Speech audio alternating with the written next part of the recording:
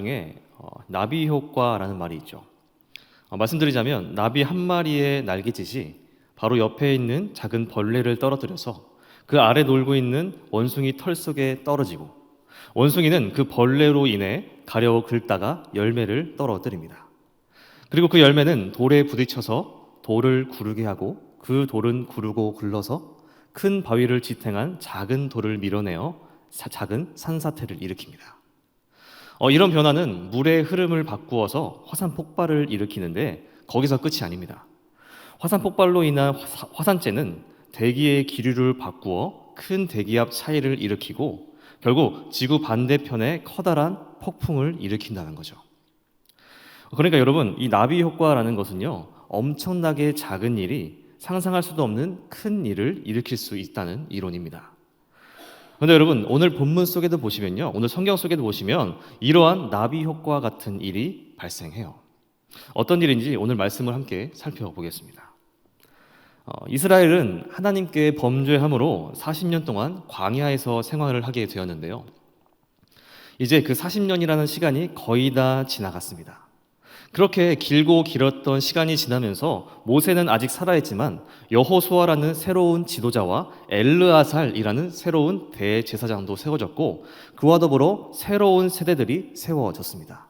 그러니까 세대가 교체된 거예요. 이제 이스라엘 백성들은 다시 한번 하나님이 약속해 주셨던 약속의 땅 가나안으로 들어갈 수 있는 기회를 다시 얻게 된 거예요. 그래서 하나님은 다시 한번 이스라엘 백성들을 준비시키시는데요. 이미 과거에 하나님은 제사에 대해서, 또 절기들에 대해서, 유월절과 같은 명절, 절기들에 대해서 어떻게 지켜야 하는지에 대해서 가르쳐 주셨지만, 민수기 28장에 보시면 새로운 세대에게 다시 한번 제사와 절기들에 대해서 말씀하십니다.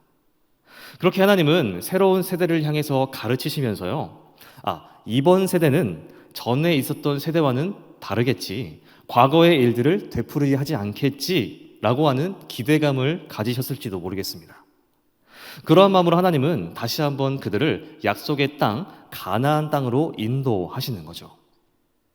자, 이제 이스라엘 백성들은 가나안 땅을 코앞에 두고 있습니다. 눈앞에 바로 강 건너에 약속의 땅이 있어요.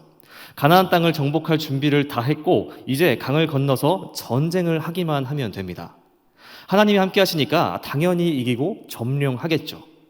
두려움이 없었습니다. 그런데 여기서 문제가 발생해요.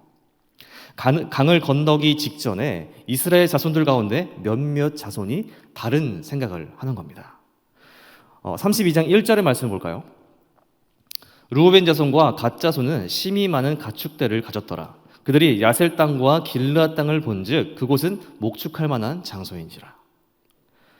이스라엘의 모든 민족이 한 마음으로 함께 전장으로 나아가 약속의 땅을 점령하고 차지해야 하는데, 르우벤과 갓 자손들은 다른 생각을 하고 있습니다. 이 두 자손은 다른 자손들에 비해서 가축들이 심히 많았던 것 같아요. 이스라엘은 당시에 광야를 떠도는 유목민들이었는데요. 유목민이라는 것은 목축을 업으로 해서 가축들이 먹고 마실 물과 풀을 따라가는 사람들을 의미합니다. 이들에게 있어서 가축은요, 가장 큰 재산이었던 거죠. 그러니까 루벤과 갓 자손에게는 지켜야 할 재산들이 심히 많이 있었다라는 겁니다. 그런데 그들의 눈으로 보니까 강 건너에 있는 약속의 땅 가나안보다 지금 있는 길르앗이라는 땅이 가축을 기르기에, 재산을 유지하기에 더 좋아 보였던 거예요. 땅을 좋게 보는 것은 문제가 되지 않습니다. 부러워할 수 있고 어느 정도 탐낼 수 있어요. 생각은 할 수 있겠죠. 사람이라면 누구에게나 탐욕이 있고 어떤 일에 있어서 이익이 될지 손해가 될지 가장 먼저 따져보는 게 사람입니다. 르우벤과 갓 자손이 땅을 탐내는 것이 당연하다고 할 수 있습니다. 그런데 여기서 문제는 다른 데 있죠. 4절 5절의 말씀 볼게요. 곧 여호와께서 이스라엘 회중 앞에서 쳐서 멸하신 땅은 목축할 만한 장소요, 당신의 종들에게는 가축이 있나이다. 또 이르되 우리가 만일 당신에게 은혜를 입었으면 이 땅을 당신의 종들에게 그들의 소유로 주시고 우리에게 요단강을 건너지 않게 하소서. 르우벤과 갓 자손은 사람들을 불러 모읍니다. 지도자, 대제사장, 등등 많은 사람들을 불러 모아요. 그들을 불러놓고 무슨 이야기를 하는 걸까요? 가축을 많이 가지고 있는 우리에겐 가나안 땅보다, 약속의 땅보다 지금 있는 이 길르앗 땅이 더 좋은 땅인 것 같습니다. 우리는 정복 전쟁에 나가지 않겠습니다. 한마디로 이곳이 좋사오니 이곳에 머물겠습니다라는 거예요. 여러분, 재밌는 사실은요, 이들이 스스로를 종이라고 표현하고 있습니다. 종이라고. 4절과 5절에서 연달아서 당신의 종들에게 라는 표현을 하고 있어요. 말로는 스스로를 종으로 낮추어서 말하는데 그 생각은 주인과도 다름없는 행동을 하고 있는 거죠. 자신들을 진짜 종으로 생각하고 모세와 사람들을 주인으로 생각하고 있었다면 이러한 요구를 할 수 있었을까요? 여러분, 지금 이스라엘은 한 마음으로 힘을 합쳐서 약속의 땅인 가나안으로 나아가야 할 때입니다. 이제 그 40년 광야 생활에 종지부를 찍을 때가 온 거예요. 그런데 새로운 세대가 세워졌음에도 그들은 또다시 과거 조상들의 죄를 되풀이하려고 하고 있는 겁니다. 약속의 땅을 코앞에 두고도 다른 것에 눈을 돌리고 있는 것. 이들의 말을 들은 다른 사람들 어땠을까요? 완전히 다른 두 가지 마음이 들었을 겁니다. 하나는 나도 끼워주지. 또 하나는 니네가 미쳤구나. 그들 가운데 모세가 나섭니다. 보통 같았으면 뭔 헛소리냐, 잔말 말고 따라와라 라고 할 법도 한데 모세가 나이가 들어서 그런지 마음이 넓어진 것 같습니다. 화를 내는 게 아니라 합의점을 찾기 시작해요. 그래서 그들을 타이르며 설득하기 시작하는 거죠. 그 내용이 6절부터 기록되어 있는데요. 모세는 과거에 있었던 일들을 회상하며 이야기합니다. 과거에도 너희 조상들이 가나안 코앞에서 죄를 범해서 하나님이 진노하심으로 약속의 땅인 가나안에 들어갈 수 없었다. 너희가 또다시 이러한 일로 하나님을 진노하게 해서 그 과거를 돌이키면 안 된다. 자, 스스로 종이라고 말했던 르우벤과 갓 자손. 모세의 말을 잘 이해하고 받아들였을까요? 그랬다면 좋았겠지만 그들은 한 번 더 요구합니다. 16절의 말씀입니다. 그들이 모세에게 가까이 나와 이르되 우리가 이곳에 우리 가축을 위하여 우리를 짓고 우리 어린 아이들을 위하여 성읍을 건축하고. 여러분, 처음에 르우벤과 갓 자손 두 자손이 길르앗 땅을 달라고 했던 이유는 가축을 기르기 좋은 땅이었기 때문이었습니다. 한 가지 이유였어요. 한 가지 이유. 그런데 그 이유만으로는 길르앗 땅에 남는 명분이 부족하자 거기에 한 가지를 더 추가합니다. 어린아이들을 위해 성읍을 건축하겠다. 여러분, 이상하지 않나요? 모세는 그렇게 하지 말라고, 이 땅에 머무는 것은 옳지 않은 일이고 하나님을 진노하게 하는 일이라고 말했어요. 그런데 이 두 자손은 모세의 말을 하나도 들은 것 같지 않습니다. 그들은 어떠한 말도 들리지 않고 오로지 길르앗 땅에 머무는 것에만 몰두해 있는 거죠. 스스로를 종이라고 말하나 전혀 종으로 생각하지 않는 모습. 당신의 말이 다 맞지만 그래도 우리는 여기에 남겠습니다. 이러한 모세의 설득에도 불구하고 르우벤과 갓 자손은 뜻을 굽히지 않고 어떻게든 길르앗을 소유하기 위해 타협점을 찾습니다. 그 내용이 19절까지의 말씀인데 그 내용은 이렇습니다. 먼저 전제 조건을 내걸어요. 우리를 길르앗에 머물게 해주면 이라는 조건이죠. 이러한 전제 아래에 두 가지 약속을 합니다. 첫 번째 약속은 강을 건너서 전쟁을 할 때 우리가 앞장서서 싸우겠다. 그리고 두 번째는 가나안 땅을 정복한 이후에 우리는 그 땅의 소유권을 주장하지 않겠다. 그러니까 하나님이 약속해 주신 땅은 포기하겠다라는 거죠. 여러분, 모든 이스라엘 백성들은요, 약속의 땅인 가나안에 들어갈 수 있는 충분한 자격과 명분이 있는 민족입니다. 하나님이 가나안 땅을 이스라엘 민족에게 주겠다고 약속하신 거예요. 누구 하나 빠지지 않고 모든 사람들에게 적용되는 약속이죠. 그런데 그냥 거저 주시겠다고 하는 땅을 눈앞에 두고 르우벤과 갓 자손은 그것을 포기하고 있는 거예요. 왜 그럴까요? 가나안 땅보다 길르앗 땅이 더 좋아 보이기 때문입니다. 왜 좋아 보일까요? 자신들에게 가축이 많기 때문에. 그러니까 여러분, 하나님은 약속의 땅을 거저 주시기 원하는데 루벤과 갓 자손은요, 자신들이 가지고 있는 것 때문에 하나님의 것을 포기하고 있는 거예요. 어떻게 보면 하나님과의 관계를 포기하고 있는 거죠. 아니, 선물을 준다는데 그것보다 이게 더 나은 것 같은데? 라고 하는 생각은 관계를 깨워버릴 수 있는 거잖아요. 여러분, 결국 루벤과 갓 자손이 가지고 있었던 그 무엇이, 가축이 하나님을 멀리하게 한다는 겁니다. 여러분, 이처럼 때로는 우리가 가지고 있는 그 어떤 것이 크기가 어떠하든 간에 하나님과의 관계를 멀리하게 만들어버리는 것은 아닐까요? 여러분들은 어떠한 것들을 소유하고 있습니까? 여러분들은 어떤 것에 가장 큰 가치를 두고 있습니까? 여러분들이 가지고 있는 그것이 무엇이든 하나님과 여러분의 관계를 더 가까이 하는 것인지, 아니면 하나님을 멀리하게 하는 것인지 한번 우리가 가지고 있는 것들을 점검해 봤으면 좋겠습니다. 계속해서 보시면 루벤과 갓 자손의 제안을 모세가 들었죠. 모세가 뭐라고 할까요? 20절에서 22절까지의 말씀을 여러분들이 한번 읽어주시겠습니까? 시작.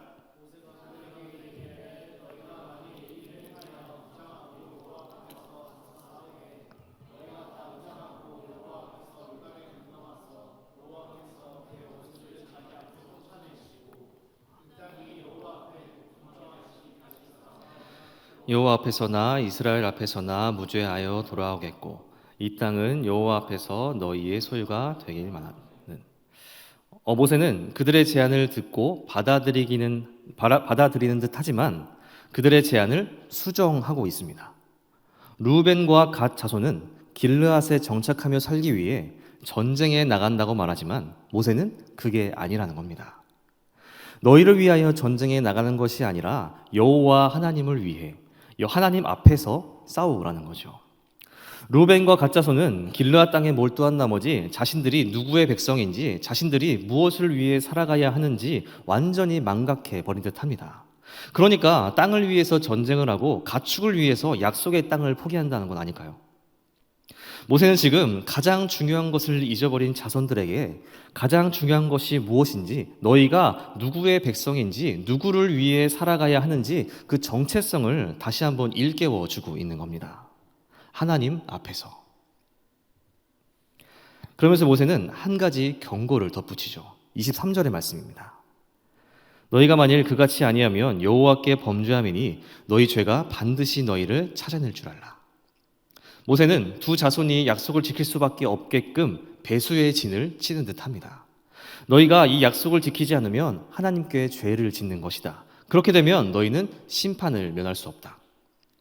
화장실 들어갈 때 나올 때 마음이 다르다고 하잖아요. 루벤과 갓 자손이 지금은 땅을 얻기 위해서 가장 앞에 서서 전쟁을 치른다고 하지만 막상 전쟁에 나가면 상황은 또 다를 수 있습니다. 자신들은 이미 정착한 땅이 있으니 전쟁할 필요가 없다고 생각하고 돌아갈 수도 있고, 목숨이 위험한 상황에서 앞뒤 가리지 않고 도망할 수도 있죠. 모세는 그러한 일들을 미연에 방지하기 위해 경고의 말을 덧붙이는 겁니다. 그리고 모세는 계속해서 말을 이어가죠. 24절입니다. 너희는 어린아이들 위하여 성읍을 건축하고 양을 위하여 우리를 지으라. 그리하고 너희의 입이 말한 대로 행하라. 모세는 두 자손의 제안을 한 번 더 수정합니다. 어린아이들을 위하여 성읍을 건축하고 양을 위하여 우리를 지으라고 말해요.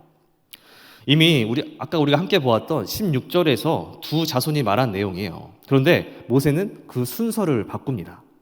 이 두 자손이 말하기를 먼저 가축을 위하여 우리를 짓고 아이들을 위하여 성읍을 짓는다고 말했는데 그들의 생각이 잘못됐다는 겁니다. 지금 너희는 가축과 재산을 생각하고 그 다음에 아이들을 생각하고 있지만 그 반대가 되어야 한다는 거예요. 재산을 지키기보다 아이들을 보호하고 지키는 것이 먼저이어야 한다는 거죠. 그러면서 너희가 가지고 있는 가축과 재산이 아니라 아이들을 위한 선택을 하라. 미래를 위한 선택을 해야 한다고 설득하는 겁니다. 모세는 이렇게 모든 방법을 동원해서 두 자손을 설득하는 거죠. 과거 조상들의 죄를 상기시켜주고 경고하고 그리고 그들의 미래를 위해 어떤 선택을 하는 것이 옳은 선택인지 알려주는 겁니다. 이렇게까지 이야기했다면 이제는 두 자손이 모세의 말의 의미를 깨달을 법도 한데요. 그들의 대답은 어땠을까요? 25절에서 27절입니다. 갓 자손과 르우벤 자손이 모세에게 대답하여 이르되 주의 종들인 우리는 우리 주의 명령대로 행할 것이라. 우리의 어린 아이들과 아내와 양떼와 모든 가축은 이곳 길르앗 성읍에 두고 종들은 우리 주의 말씀대로 무장하고 여호와 앞에서 다 건너가서 싸우리이다. 두 자손의 입에서 드디어 여호와 앞에서라는 말이 나왔습니다. 모세의 말을 들은 이들은 모세의 말의 뜻을 다 이해했고 어떤 선택을 하는 것이 옳은 일인지 깨달은 듯 보입니다. 주의 명령대로 하겠습니다. 당신의 말씀대로 여호와 앞에서 싸우겠습니다. 얼핏 보면 이들이 정말 하나님을 위해 싸운다고 하는 것처럼 보여집니다. 근데 여러분, 이들이 모세의 말대로 하겠다는 것에는 다 이유가 있죠. 지금까지 자신들이 요구했던 것을 얻고야 말겠다는 마음이 들어 있는 겁니다. 그러니까 하나님을 위한다는 명목이 추가됐을 뿐 그것으로 자신들의 욕심을 채우려고 하는 겁니다. 여러분, 십자군 전쟁에 대해 들어보셨죠? 11세기에서부터 13세기까지 거의 200년 동안 그리스도교와 이슬람교 사이에 벌어진 전쟁입니다. 목적은 하나였습니다. 성지 탈환, 예루살렘 탈환. 지금도 종교 간의 분쟁이 일어나서 그것을 방지하기 위해 예루살렘은 중립지역으로 되어 있습니다. 이제야 중립지역이 되어서 그나마 평화가 유지되는데 11세기만 하더라도 그러지 않았죠. 성지라고 하는 이 예루살렘을 얻기 위해서 종교 간에 엄청난 싸움이 있었던 거예요. 그런데 문제는 예루살렘을 탈환하는 것이 하나님의 뜻이고 하나님을 위한 일이라면서 엄청난 전쟁이 일어났다는 겁니다. 과연 그것이 하나님을 위한 일이었을까? 성경에 안 나와서 잘 모르겠지만 하나님이 원하시지도 않는 일을 자신들의 욕심을 채우기 위해서 하나님을 이용한 것은 아닌가 하는 생각이 듭니다. 오늘 르우벤과 갓 자손의 모습이 이와 비슷한 것 아닐까요? 자신의 욕심을 채우기 위해 하나님의 이름을 이용하고 마치 하나님을 위하는 것처럼 말하고 행동하는 이러한 두 지파의 모습에 모세는 모든 지도자들을 모아놓고 르우벤과 갓 지파의 요청대로 해줄 것을 명령하는데요. 모세의 명령이 떨어지자 두 지파는 신난다는 듯이 대답합니다. 마지막 31절 32절의 말씀입니다. 갓 자손과 르우벤 자손이 대답하여 이르되 여호와께서 당신의 종들에게 명령하신 대로 우리가 행할 것이라. 우리가 무장하고 여호와 앞에서 가나안 땅에 건너가서 요단 이쪽을 우리가 소유할 기업이 되게 하리이다. 모세가 지도자들을 모아놓고 두 지파의 요청대로 해줄 것을 공포하자 르우벤과 갓 지파는 계약서에 도장을 찍듯이 그들 앞에서 한 번 더 이야기합니다. 그대로 할 것입니다. 근데 여러분, 여기에 또 문제가 있습니다. 문제가 계속 나오죠. 마지막에 보시면 요단 이쪽을 우리가 소유할 기업이 되게 하리이다 라고 하는 겁니다. 여러분, 이게 뭐가 문제냐면 성경 속에서의 기업은 하나님이 대대로 물려주시는 거예요. 그러면 하나님이 주신다는 유업은 무엇일까요? 주시겠다고 약속하신 가나안 땅입니다. 가나안 땅. 그런데 두 지파는 자신들이 가지고 싶은 땅, 가나안 땅 바로 옆에 땅이 기업이라고 주장하고 있는 거예요. 자신들이 가지고 싶어서 자신들의 욕심으로 땅을 차지해 놓고서는 그것이 하나님이 주신 것이라고 말하는 겁니다. 자기 욕심을 따라서 하나님을 위한다고 사람들을 속이더니 이제는 그것이 하나님이 주신 기업이라고 스스로를 속이고 있는 거죠. 그렇게 그 땅을 얻게 된 그들 어떻게 될까요? 41절, 42절의 말씀을 보겠습니다. 므낫세의 아들 야일은 가서 그 촌락들을 빼앗고 하봇 야일이라 불렀으며 노바는 가서 그낫과 그 마을들을 빼앗고 자기 이름을 따라서 노바라 불렀더라. 약속의 땅이 아닌 길르앗 땅을 얻게 된 두 지파와 더불어 므낫세 지파가 추가됩니다. 므낫세의 아들 야일은 그곳을 야일의 고을이라는 이름의 하봇 야일로, 그리고 노바라는 자는 자기 이름 그대로 노바로 성읍 이름을 짓게 됩니다. 하나님의 이름이 아니라요, 자신들의 이름을 내기 위한 땅, 자신들의 욕심으로 만들어낸 마땅히 완성된 것입니다. 야고보서 1장 15절의 말씀 보겠습니다. 욕심이 잉태한즉 죄를 낳고 죄가 장성한즉 사망을 낳느니라. 여러분, 오늘 본문 속에 등장하는 지파들은요, 이 말씀들을 되었습니다. 자신들의 욕심으로 인해 하나님 앞에 죄를 짓게 되고 결국 망하고 역사 속으로 사라졌죠. 여기서의 사망은 그냥 죽는 것이 아니라요, 하나님과의 관계가 완전히 끊어짐을 의미합니다. 처음엔 별것 아닌 줄 알았던 작은 욕심이 하나님과의 관계를 완전히 끊어버리게 되는 거죠. 여러분, 이 모든 것의 시작이 무엇이었나요? 이 모든 것의 시작, 가축 때문이었습니다. 내가 가지고 있는 것 때문에. 내가 가지고 있는 것 때문에 잘못된 선택을 하고 죄에 빠지게 되고 하나님을 거역하고 결국에는 사망에 이르게 되는. 여러분, 이것 또한 나비 효과라고 할 수 있습니다. 별거 아닌 줄 알았던 것 때문에 크건 작건 욕심을 포함한 우리가 가지고 있는 그 무엇 때문에 하나님과의 관계가 끊어질 수 있다는 겁니다. 저와 여러분은 어떻습니까? 우리가 가지고 있는 그것이 지금은 별게 아닐 수도 있죠. 그러나 별거 아닌 그것이 하나님과 우리 사이를 끊어버릴 수도 있다는 겁니다. 여러분, 그렇다면 오늘 우리는 무엇을 가지고 있는지 생각해 봤으면 좋겠습니다. 그리고 그것이 하나님 앞에서 잘못된 것이라면요, 하나님 앞에서 끊어낼 수 있기를 바랍니다. 그것을 끊어내고 사망에 이르는 것이 아니라 생명으로 이르는, 생명에 이르는 저와 여러분들 될 수 있기를 바랍니다.